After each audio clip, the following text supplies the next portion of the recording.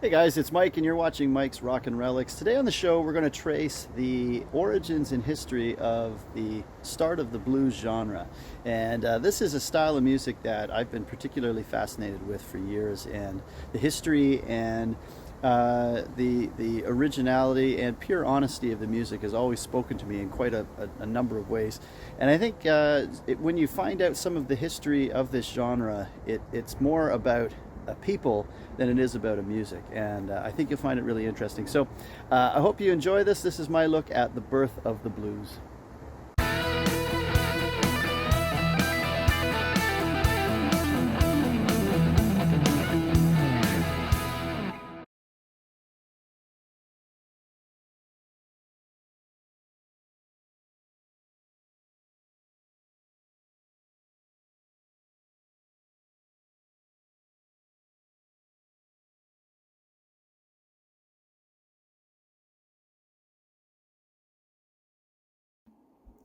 It's somewhat ironic that a music which has brought so many people joy was actually rooted in something so appalling. And the American slave trade is where the blues was created and sculpted. And in the cotton fields of Mississippi in the American South, millions of slaves passed down music that was not just meant for entertainment, but rather a central part of their everyday life. Music that accompanied work, worship, pleasure, and mourning was all culturally connected to the rhythms of Africa and became a way of tolerating the unimaginable suffering in North America. With the abolition of slavery in the late 1800s, music that had never been heard now sprung up on street corners and in the most unlikely of places, and it was this scenario which helped to create one of the most recognizable forms of music that we know today.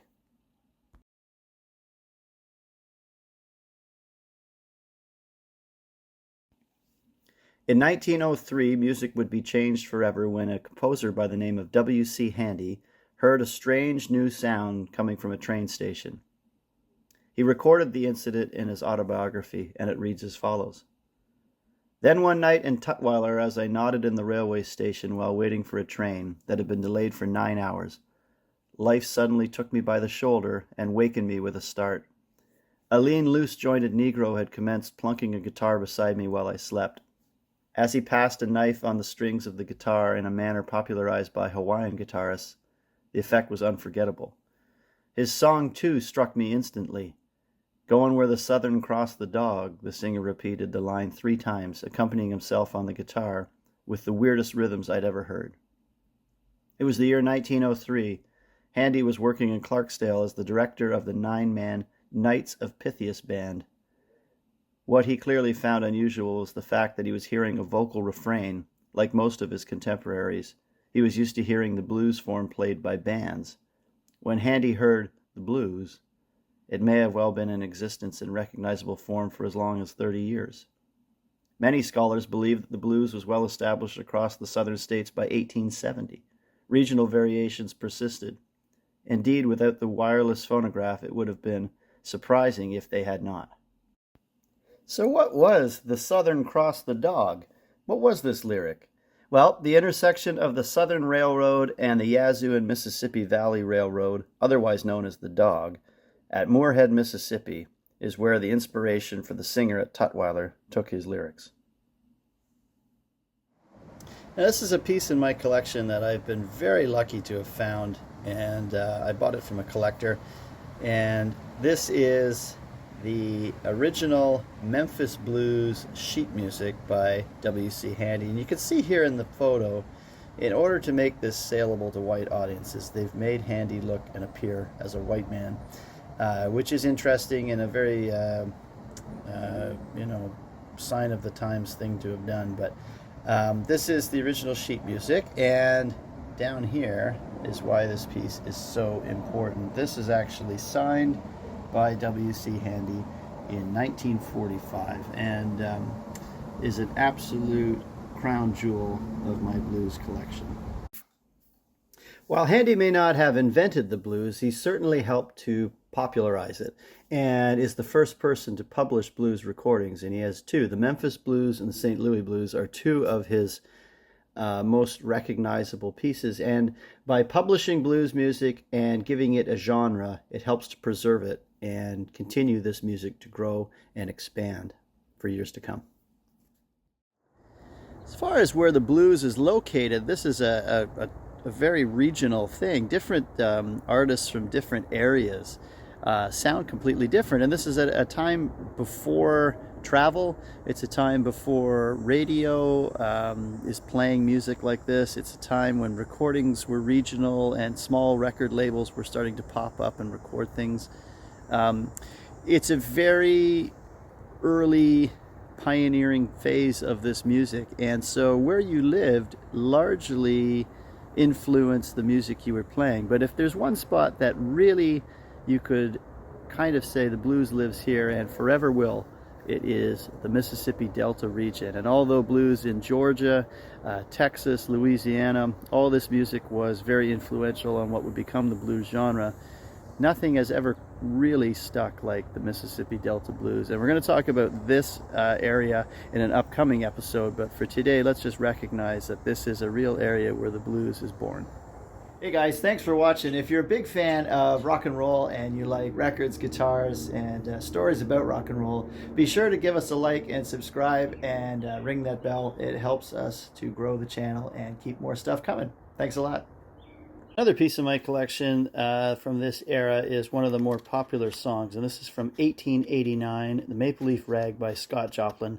And this is kind of typical of what the music of the era was really about and the popularity of ragtime music.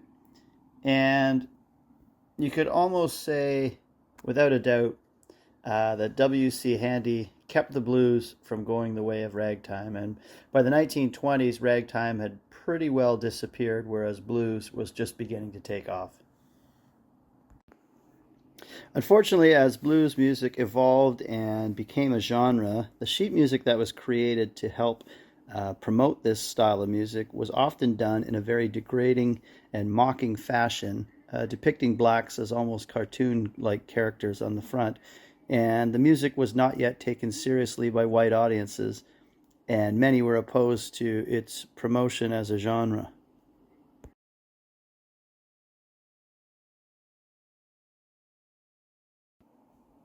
So after years of hinting at what blues music is and releasing published pieces of sheet music that are called blues and using the structure of blues, on the afternoon of Tuesday, August 10th, 1920, a vaudeville artist named Mamie Smith and her band, the Jazz Hounds, entered a studio in New York City and were given a song by Perry Bradford called The Crazy Blues.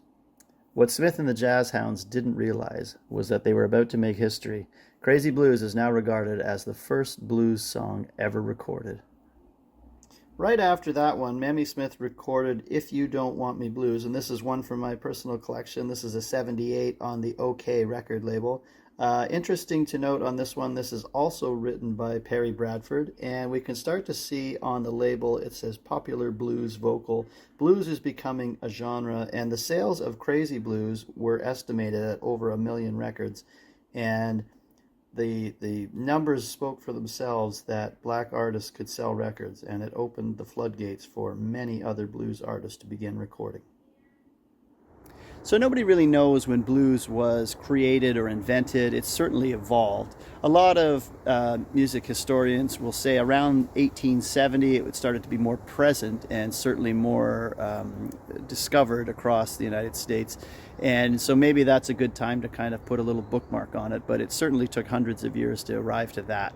And there's a lot of influences between even that time in the turn of the century with music such as ragtime music, and a lot of the early blues performers as we've seen with people like Mamie Smith certainly came from a vaudeville background and a theater background. So a lot of influences there, and you can throw a lot of jazz music in as well with the influences on early blues recordings, and we'll talk about that in another edition of this show. But it's a genre that I've always been attracted to, and something very genuine and honest about the music.